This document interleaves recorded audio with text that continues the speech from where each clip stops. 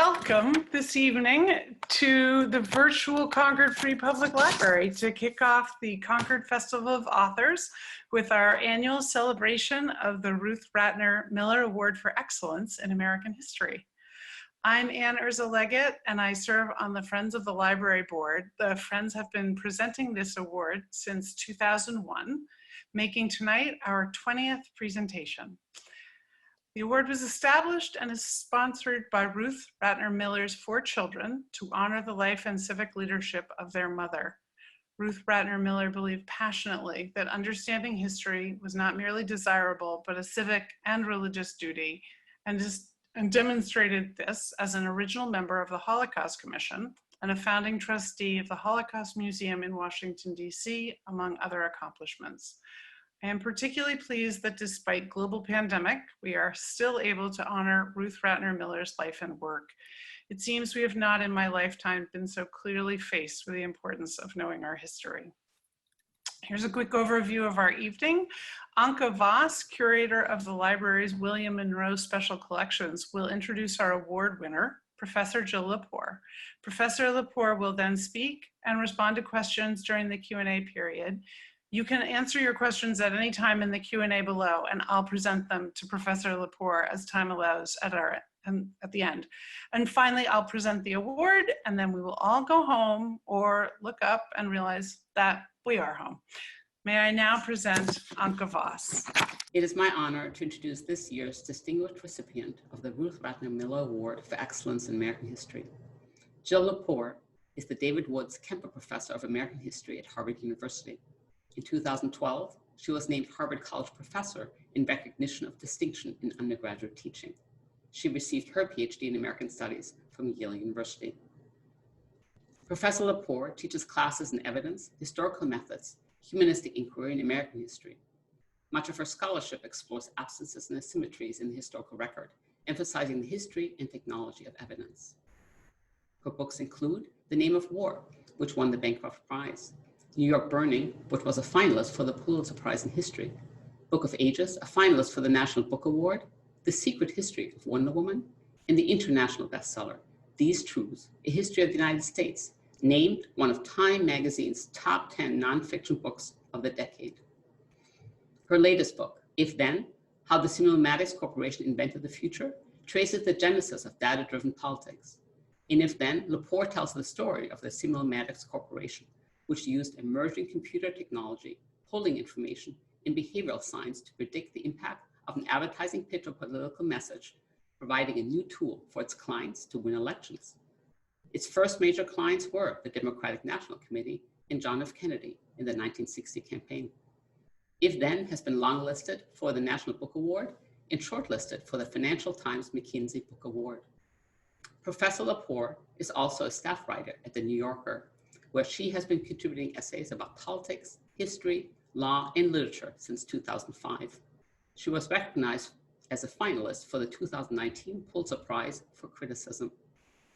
She also hosts the podcast, The Last Archive, where she traces the history of evidence, proof, and knowledge in troubled epistemological times. Finally, if you're wondering what books Professor Lepore has by her bedside, in a recent interview, she revealed that she often has a book by the late crime writer, P.D. James. It is my pleasure to welcome this evening's honoree, Professor Jill Lepore.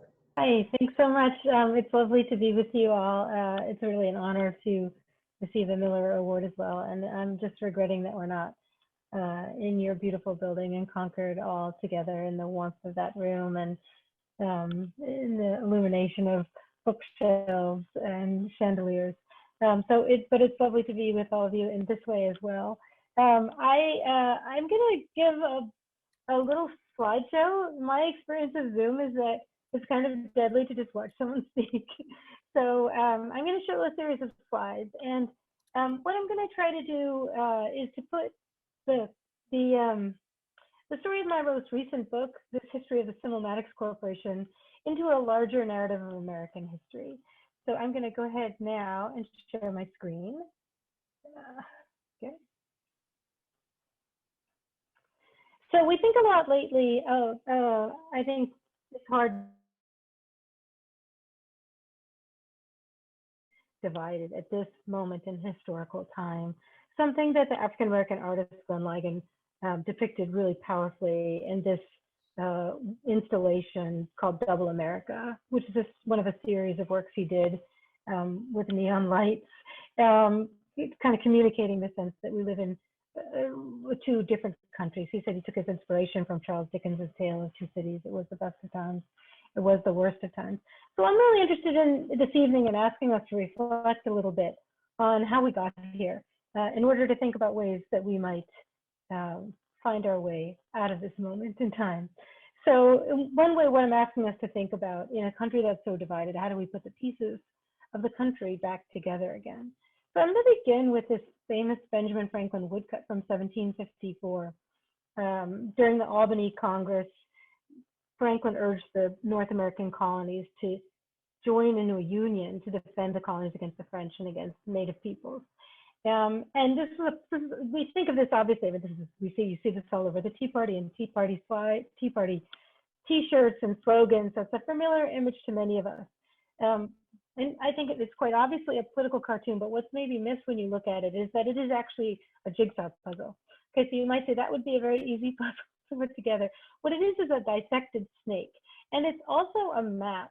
So if you think about north being on the right-hand side of your screen, at the top of New England there with the snake's tongue, and then with a finger follow the snake, the line of the snake all the way down to the tail. You're following the Atlantic coast, New England, New Jersey, New England, New York, New Jersey, Pennsylvania, Maryland, Virginia, North Carolina, and South Carolina. It's meaningful that this is a map because, and also a puzzle, because jigsaw puzzles were invented by map makers at just this moment in time. This is one of the earliest jigsaw puzzles Europe divided into its kingdom. Jigsaw puzzles were invented by map makers who took maps and glued them to wooden boards and then jigged them out with a saw. And when you think about it, there's something really powerful about this notion, because it coincides with the rise of the nation state and of nationalism.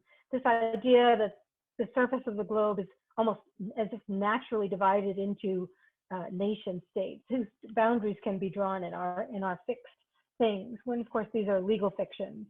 So it's a really interesting kind of moment for the forming of ideas about what is the relationship between the land and its people, and what's the relationship between the size of a country and its system of government, something of course that we continue to reckon with today. The Constitution in 1787, of course, is a way of holding the nation together, a sprawling nation.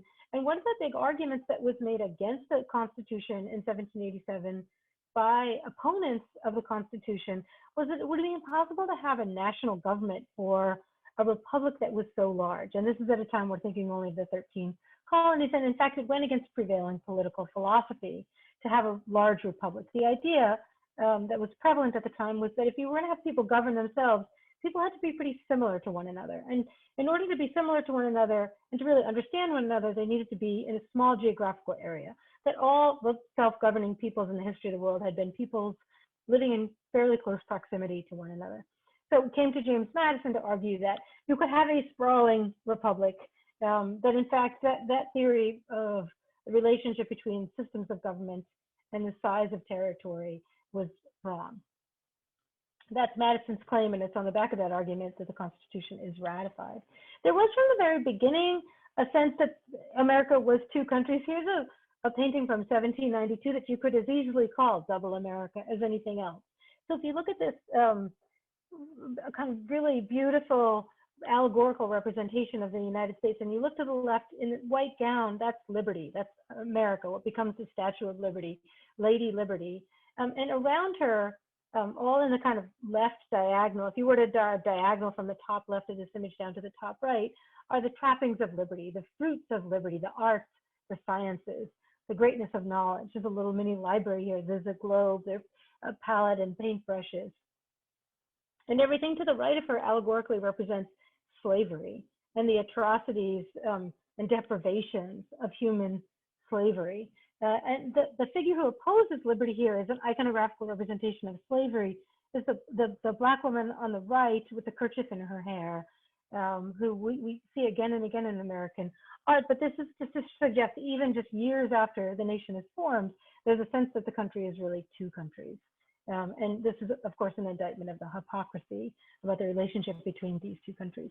But remember, too, this is at a time of European imperialism when European countries, since the 1440s, when Portugal first extended its reach to Western Africa, when European nations are carving up the rest of the world, here Napoleon and William Pitt of England, carving up the globe as if it is a plum pudding. That's, in the 19th century, this is very much the era of European imperialism that takes its place in the divisions that we'll see in the United States as well, largely through the act of acquiring new territory. So it is from Napoleon, of course, that Jefferson makes the Louisiana Purchase in 1803. This map gives you some sense of just the sense of geographic possibility that Americans had on the sort of skirt of the Atlantic coast, where the densest settlements were, as they thought about the prospect of continental expansion across this vast and beautiful land, which had been the ancestral homelands and was, of course, occupied by indigenous peoples all through this era. But on these kinds of maps, sort of rendered as a vast empty space. Part of that space would be acquired and taken into the Union in 1848 at the end of the war with Mexico.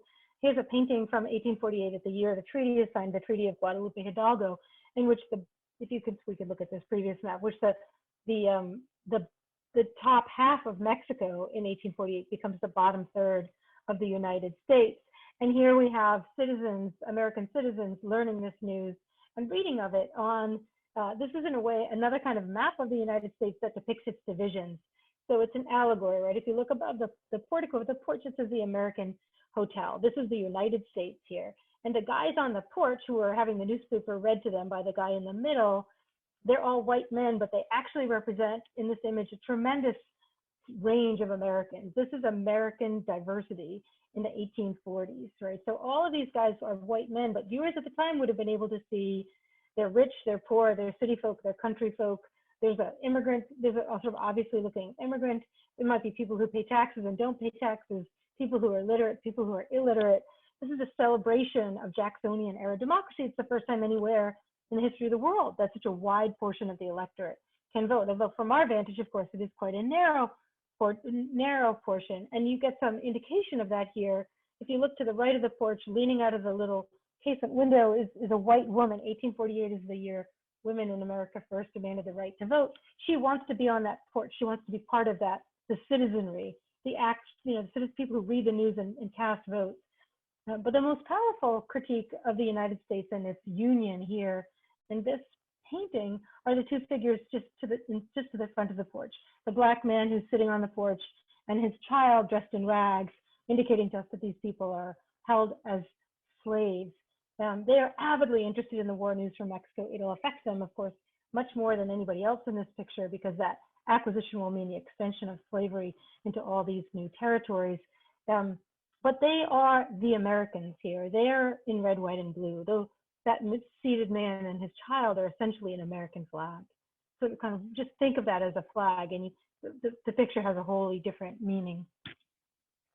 By the 1850s, because of that acquisition of territory, and because of the power and strength and moral authority of the Black abolitionist movement, which is largely a Christian evangelical movement from the North, the country is divided over the question of slavery, which begins to be depicted on maps that for the first time draw state boundaries and color the states different colors based on their political leanings. This is a new thing, right? This looks really, I think if you look at this immediately, like, yeah, I get that. I see that map all the time, but it's new then. And so what this map does is depict states where slavery is illegal and violates the state constitution in white, and states where slavery is legal in black, and then the states that have not yet entered, the areas that have not yet entered the Union are in gray. So it's kind of a very stark representation telling Americans, we are two countries. These are two countries right here. There are other images from this era that depict a very different notion of whose country it is. This is Sojourner Truth, the great abolitionist, in 1864, a year after the Emancipation Proclamation, wearing this kerchief. She looks very much like that allegorical figure of slavery that we saw earlier, but this image is a story of emancipation and of citizenship. So if you look at this beautiful daguerreotype photograph, And you follow the skein of yarn from her right hand, you'll see that the skein itself makes a map of the United States. So just below the triangle tip of her shawl, you see the Great Lakes. You go across to the east, you see Maine, and go down the Atlantic coast, you see the peninsula of Florida to Louisiana and into the Gulf of Mexico. Here is an image in which Sojourner Truth claims not only her citizenship, but her contributions to the building of the United States. So this is a kind of single America image. It's not a double America image, but it has a kind of really interesting reversal of earlier images that we would have seen. By 1864, you see maps like this. This is depicting the United States as divided between the Union and the Confederacy at the height of the Civil War. And these maps became people began to think of the country in this way, certainly by the 1860s. You see the first political maps, the ones that we are all kind of anxious to see on November 3rd. It's after the election of 1880. The caption here is an error, I'm sorry. But this is an extraordinarily important map, and it's the first that represents the popular vote at the county level. It's just technologically possible for the first time to offer this level of detail. These maps are really fascinating to look at. This one in particular because it uses the color scheme of red and blue, which is a novelty, and it just happens to, there are ways in which you can see, if you look at this, red and blue states in our own day, these divisions so long lasting about different parts of the country. So we have a vision of the Union of the United States and its welcoming quality by the 1880s with the Statue of Liberty in the harbor of New York, but which is a decade that also yields, for instance, this political cartoon proposing a statue to be erected in San Francisco harbor, warning Chinese immigrants away. So the 1880s and the aftermath of the Civil War represent an era of incredible racial restriction, the imposition of racial hierarchies.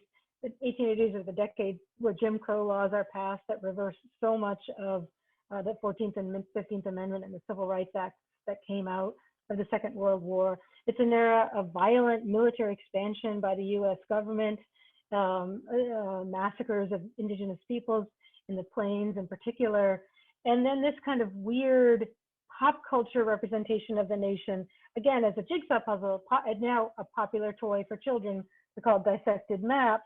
And this is this super creepy image of Lady America with her little cap on, Lady Liberty, instructing a very racially caricatured indigenous person about the borders of the United States. There are all kinds of jigsaw puzzles. Here's another box top for a jigsaw puzzle that's a map of the United States that depicts the nation's peoples in this bizarre racial hierarchy. The 1880s, 1890s were a heyday of racial pseudoscience and arguments for immigration restriction.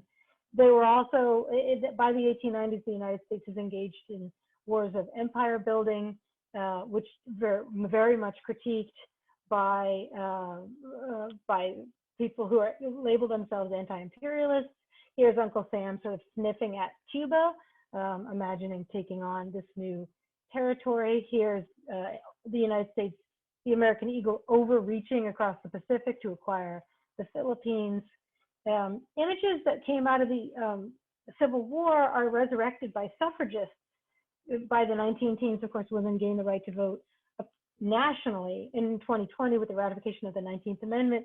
But women had the right to vote in Western states decades earlier. When those Western states entered the Union, women fought for the right to vote and they gained the right to vote. So here's an image that's suggesting that the nation is divided left to right, west to east, between parts of the country where women can vote and parts of the country where women are enslaved under the tyranny of men. So here's Lady Liberty bringing suffrage from the west to the east. But again, two different Americas here. The 1920s leads to the massive immigration restriction laws that will be passed, culminating in the National Origins Act of 1924. That is a kind of eugenicist filter of the peoples of Europe, allowing in only people of certain ethnicities from Europe into the United States here. Not a wall on the border, but a funnel. There's always the fantasy in American history that the two-ness of the country, or the multifaceted nature of the population, multi-ethnic nature of the population, can be remedied by technologies to hold the country together.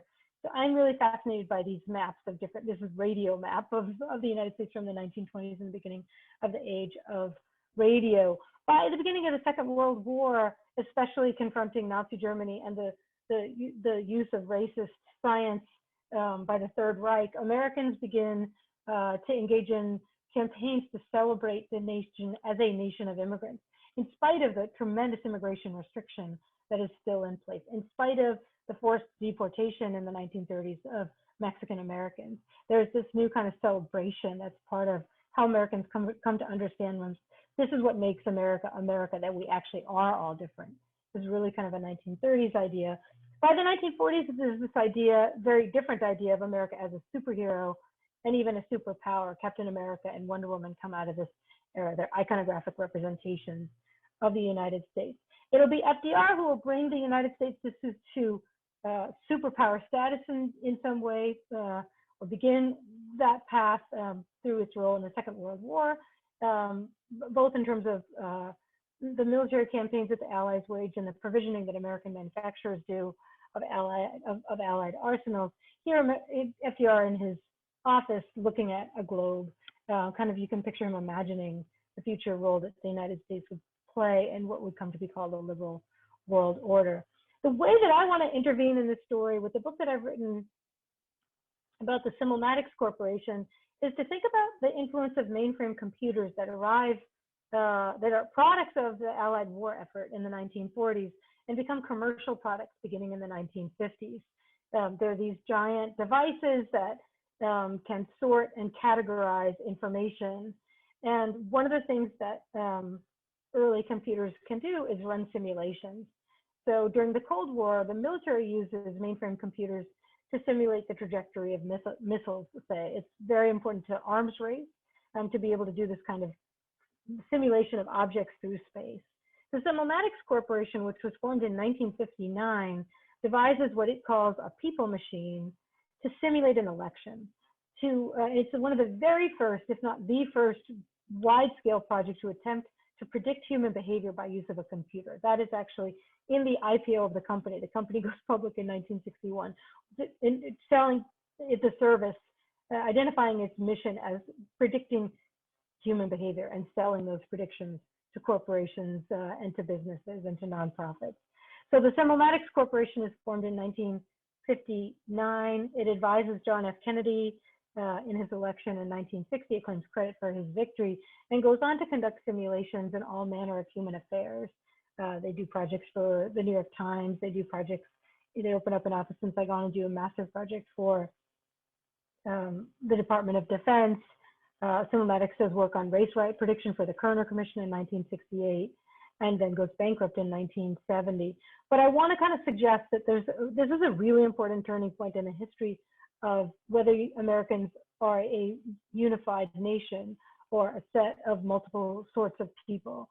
The ability of computers to sort people into demographic categories, into smaller and smaller segments of the electorate, which is what the Simulmatics Corporation was doing, fundamentally transforms American political life. So where there had been divisions that were regional or ideological, now the divisions can be emphasized down to the individual. We see the beginning of the fraying of party politics with this move. It's impossible to overemphasize the veneration of computer scientists in this era, especially after the Soviets launched Sputnik in 1957. Here are MIT engineers on the cover of Life magazine, sort of atlas-like, with their very computer printouts holding up the Earth. Simulmatics got a lot of free press because it involved a people machine, because the chairman of the political science department at MIT was the chairman of its research board.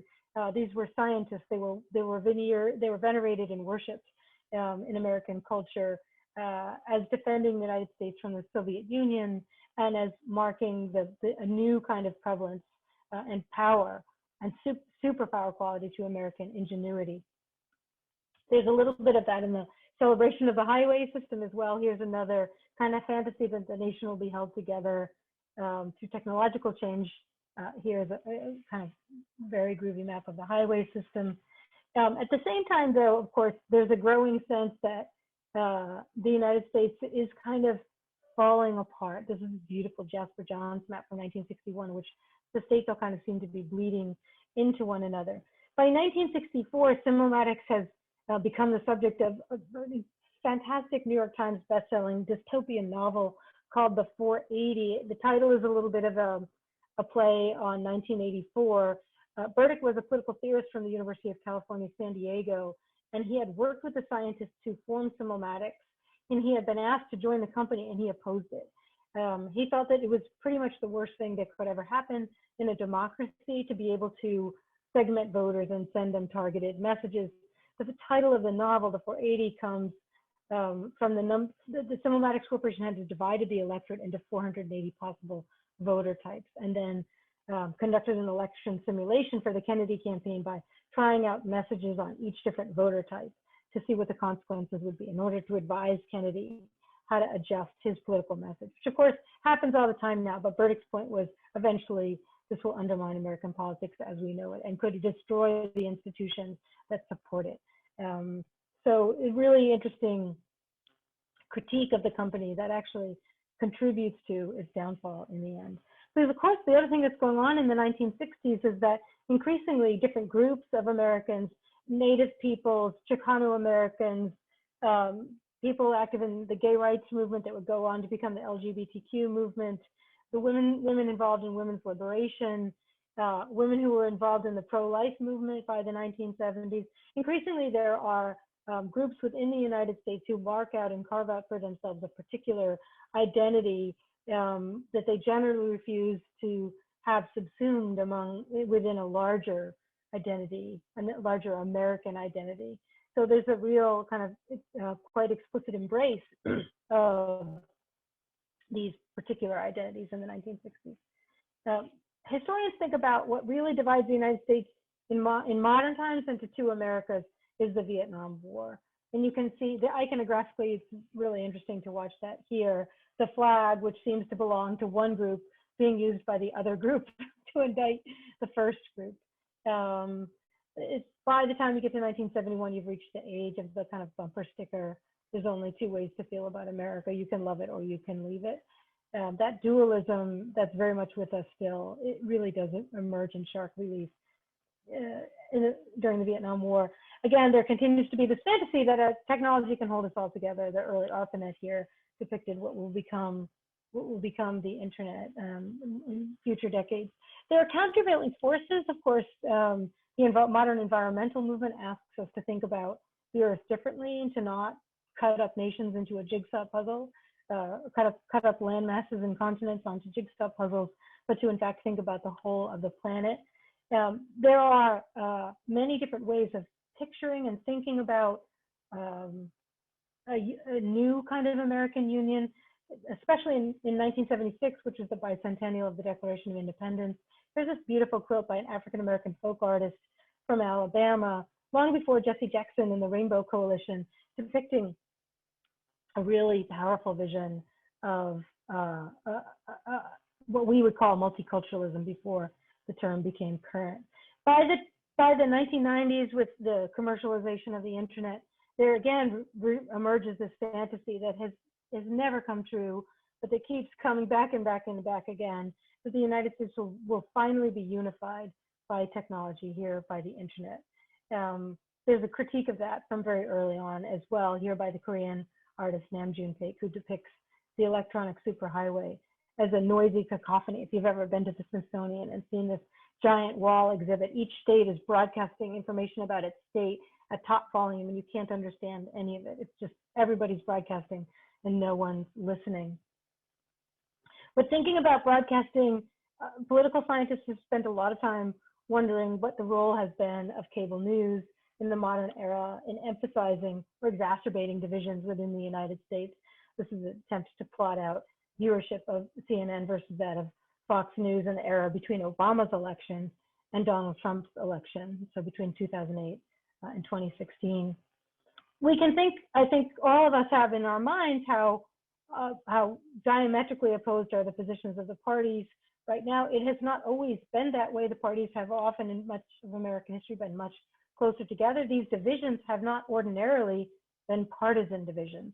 they are now partisan divisions, right? When we think about a divided America, we're not thinking about the states where women have the right to vote and where they don't. We're thinking about Democrats versus Republicans, and a very different orientation toward history itself. So the Obama campaign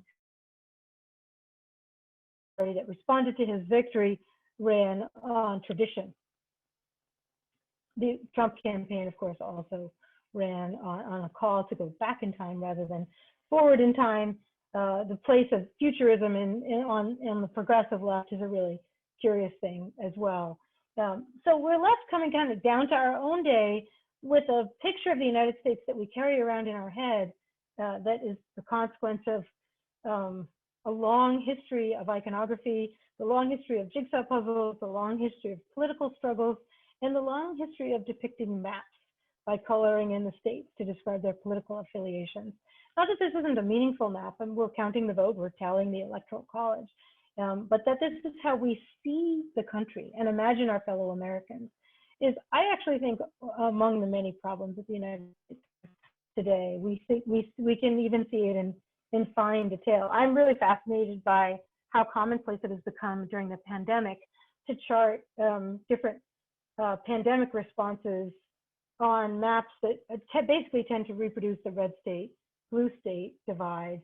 So here we're looking at COVID-19 cases as reported to the CDC. This is in the middle of the summer. Or here we're looking at mask wearing, what percentage of people wear masks. See the way in which it calls to mind what we know about the electoral map. So we're left then with this nation divided, continually divided in new ways at different moments. And I guess the question, I'd be curious to hear thoughts from people during the Q&A, just a small sort of assignment, which is, how do we put these pieces back together again? So thanks very much. Thank you. Yes, we do have some questions from the audience. So I'm going to just start off with one, which was, as a historian, you must have interesting understanding of where America is in the arc of our history. How would you contextualize this moment we are in? Yeah, I think, a lot of what my talk was doing that, right? So sort of seeing there have been moments of incredible division in the past. There have been moments where Americans found themselves unable to speak with one another. I think it's important when we think about how bad things have been in this country before, that we think about the whole of the population living in the United States and not just about people who are eligible to vote. Often people will say, it's never been so polarized. Well, obviously it's been so polarized. On the eve of the Civil War, there were 4 million people living in the United States held as slaves. Their political position was the exact opposite of the political position of anyone advocating the continuation of slavery. So that is a phenomenally polarized politics. It's just that the people who hold one position are utterly disenfranchised. So one way that I tend to think about this moment in terms of polarization has to do with this is a nation in which theoretically we are all eligible to vote, women and people of color, indigenous people. We have a very different polity now. We have a very high immigrant population. We have a really different polity than at different moments in American history. And things are much more contested, but it's not that things weren't as hotly contested in the past. It's that so many people couldn't vote. So we have a really narrow understanding of polarization in the past. Even quantitatively, it's difficult to measure it. So do you feel like when you say it's quantitatively difficult to measure it, it's because of all the differences of the people? Just there are so No, many. just because we can't measure the political opinions of people who weren't asked political questions. So most of our measures of polarization have to do with how people vote, so election returns, or how members of Congress vote. So there's a famous quantitative measure in political science that measures polarization by looking at House roll call votes.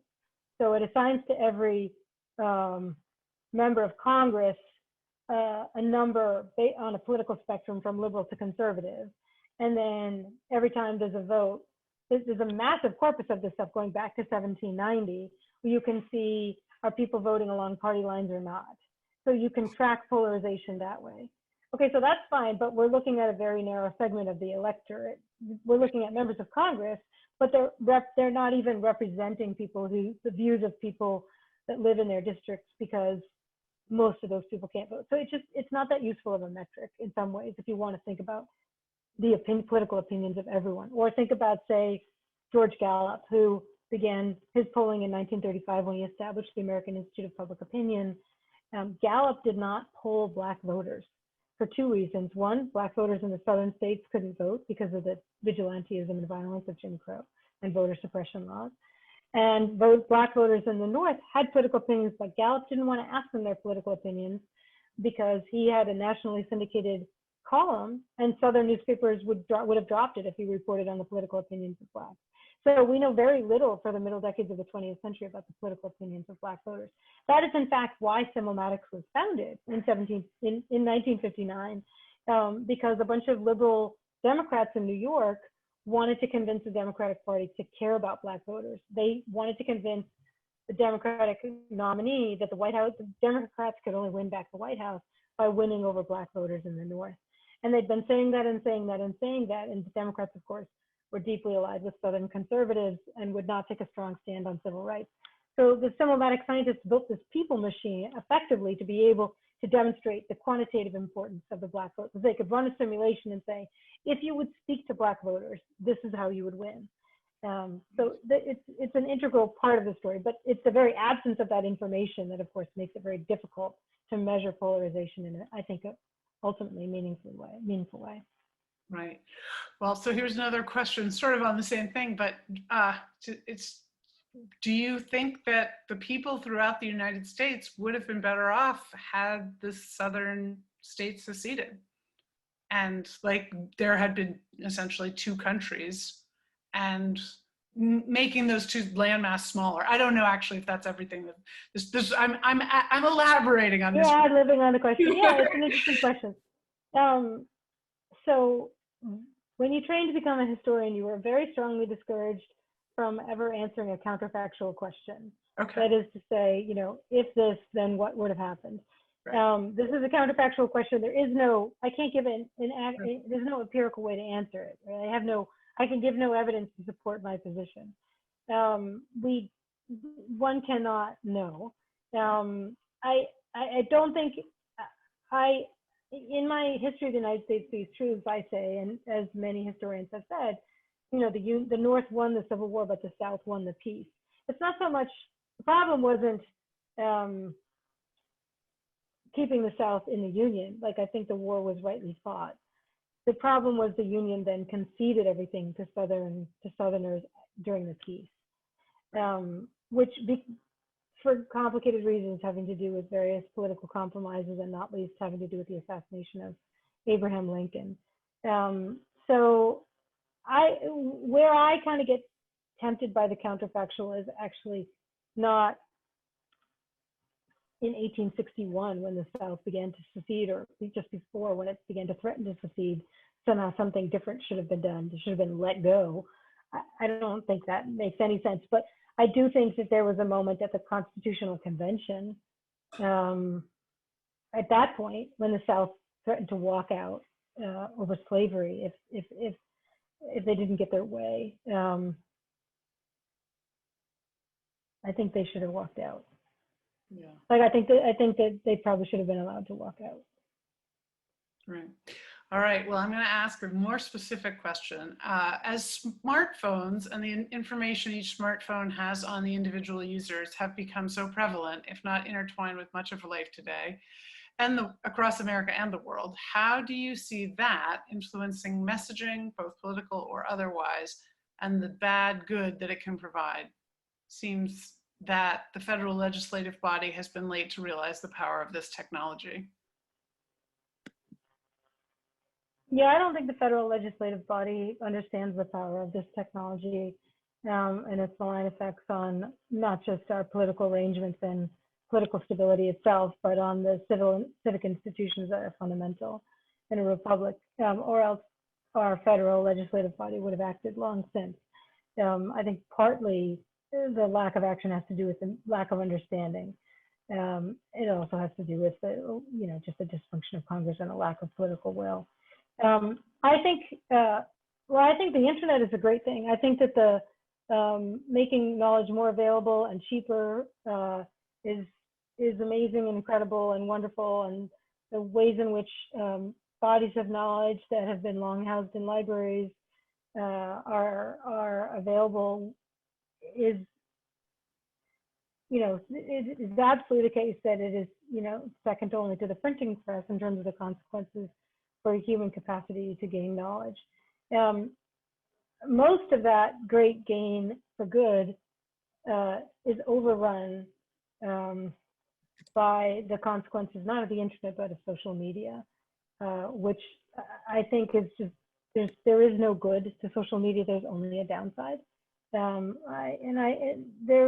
are so many rich studies of how this works and how this has come to pass. I don't want to kind of go into it at great length here, but it's very much what animated me in writing If Then, my book about the Simulmatics Corporation, because I became really curious why we put up with it. Like what sequence of events led to people having agreed, even just tacitly, to offering up their personal data in exchange for services. I'm fascinated that that agreement came to pass, and how the series of assumptions about who we are, what makes us human, who we are to one another, what capitalism is, what a free market is for, what our obligations are to our communities, to our family. It's just bizarre to me that we have created this technological dystopia. And I was really illuminated. The research I did, the Simulmatics Corporation's records don't survive, but the many papers relating to the company do survive at MIT, and the papers of the political scientist who was the chairman of its research board. And when I biked over there and started pouring through them years ago for something completely unrelated that I was working on, I had this really extraordinary kind of epiphany in the archives, where I came to understand that this guy worked for the Defense Department. He was a Cold War defense intellectual, worked on psychological warfare during the Cold War. That everything that bothers me about our online experiences today comes out of Cold War psychological warfare. Yeah. And to distract you, dominate your attention, figure out what messages will change your view, send you those targeted messages, measure your response, refine the message, send you a stronger message. That's psychological warfare. Like, that's what it is. And so that feeling of being emptied out, diminished, degraded, and exhausted that I think so many of us feel even more intensely when devices are the only way that we interact with one another. That is because we have experience, albeit, with all kinds of perks and bells and whistles and packages on your doorstep from Amazon, but in the guise of, luxury, something that is deeply terrible for the human condition. Right. So another question is, do the inherently undemocratic institutions like the Senate, the Electoral College, and the lifelong Supreme Court appointments need to be altered in order for the country to position itself for the future? I don't think so. I think there are all kinds of contortions and corruptions in the system that need to be fixed. The argument for changing the structure of the Senate, packing the court, is that those other good government reforms can't happen until these things are done first. But of course, if you make these big changes, kind of rearranging the constitutional separation of powers, and the means for electing senators, then you usher in this new regime. Then you do all the things that people who wanted to do the first set of things want to do, somehow overturn Citizens United, like a series of kind of good government things, enact the Green New Deal. Well, then are you going to go back and return the system to an earlier version that could work just fine so long as this agenda was passed? Like, that's never going to happen. Right. And the political stability of the system when it is working is incredible and unrivaled, right? So I don't know how you get to getting the reforms that really need to happen. Like I, as a citizen, really want to see those things happen. But I think the argument of the left that the only way to defeat the right is to play by, is to no longer play by the rules. That means the right wins, not the left wins. Like by definition, as far as the right has then won. Right. One of the questions that comes up is sort of, it falls in this, do you think ranked choice voting might help to smooth out some of the political polarization? I think like that, well, what do you think? Yeah, I think ranked choice voting is largely a fantasy.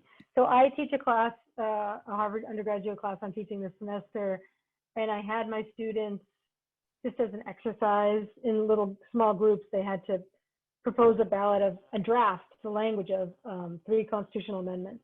And then they had to vote on which one they thought was best, and then it went forward to another kind of convening, and they voted on which ones, and then we had a final ballot. And one of the amendments that won was calling for ranked choice voting, which is really interesting. Like it is like young people really favor it. It seems like, oh, this will solve everything. But young people who go to Harvard really favor it. But I believe, insofar as I know, your listener might have different information. I mean, other people on the webinar might, so people should pipe up. I believe that the empirical research suggests that most people stop voting. It's too complicated. It's too hard to actually fill out the ballot. I would have to say, like, if you don't know what ranked choice voting is and someone explains it to you, you probably have a lot of questions about it. Like, what does that mean for, and it's not unlike the reform in the 1880s in the United States that came to be known as the Australian ballot. So before the 1880s, you brought your own ballot to the polls and you voted publicly. Your vote was not a secret. Because there were so many poor people at the height of the Industrial Revolution, people would go to the poll. You could pay somebody to give you their ballot and you cast it. There was just tons of people selling their franchise away because they were starving. So progressives at the time called for the Australian ballot, which was this reform that came from Australia and had just been adopted in Parliament, which was, oh no, the government will print the ballot, you don't have to bring your own or get it from a party hack at the polling station. And you will vote secretly indoors in these little booths. That was meant, the people who called for that reform were a lot like the people who call for ranked choice voting. They think it's fairer, it's better, and it gives everybody a better shot. They have this, for ranked choice voting, this is very important goal of reducing polarization, but the Australian ballot was trying to reduce voter intimidation. But in a way, the two reforms likely have the same consequence. So the Australian ballot was adopted first in Massachusetts in, I think, 1888 maybe. But then all the other places where it was next adopted were in the Jim Crow South, because it was a de facto literacy test, and it was one of the first and easiest ways to disenfranchise Black voters. So if you have if all you do is you go to the polling station and the Republican there gives you a blue ticket, which they're called tickets because they look like train tickets, and you vote the party ticket, you know that it's the Republican, you're a freedman, you're going to vote for the Republicans. All you have to do is bring that blue ballot up. If you're going to go do a secret ballot, you have to know how to read. So it was a way to disenfranchise voters. And I think that in many ways, the likely consequence of ranked choice voting, not so much disenfranchisement, but the lowering of voter turnout. Right. Right. Okay. Well, here's another question sort of following the same thing, which is the next president will face a divided nation, not unlike in the past. Is the next America ascendant because of our humanism, our ethical values, or is it because the US is strong and powerful and technologically superior? Do we have what do morals have to do with our sort of realpolitik, do you think? I'm guessing that the questioner, that the hidden assumption, or maybe not the hidden assumption of the question, is that a problem for the nation of the last 4 years has been immorality. That is to say, really the amorality of the president, who appears to be a person without a moral sense, like just just a complete deficiency of a moral sense. And the consequences of that for feeling good about the country have been fairly dire. And I think not just for people that don't support this president, I think even for people who support the president often feel like they support his policies and they support a lot about what they believe he's accomplished in his administration, but they do feel uneasy about his behavior. I think that is actually something that a pretty big majority of Americans share. I think there's, of course, tremendous division over who the next president should be, but I think there is something deeply unsettling about the real absence of, empty rhetoric is pretty tough to take, but I would take it at this point. Like some good lofty rhetoric. Yeah. About some good lofty rhetoric about unity and national purpose would go pretty far. Right. That had to it a quality of a call for generosity and sacrifice and integrity would, I think, go a fair long way. I mean, I was just a couple of weeks ago when the Pope issued his new encyclical that I was reading. Maybe people in the audience have read it. It kind of goes a long way to read someone calling for, in this case, fraternity. I mean, St. Francis of Assisi calling for brotherhood, for a sense that we belong to a single family as human beings. The absence of that in our national culture, either in politics or in any other area of our culture, it diminishes all of us. Right. Yeah. I think that's a really great question to end on, actually. I think that I can't, we have other questions, but I know we also have a limited amount of time, and I don't want to cut off your evening. And also, I think that I want to make sure that I have a chance to present you with our award. So this is, I'm presenting you with the Ruth Ratner Miller Award for Excellence in American History. This is the award itself. So there it says it at the bottom.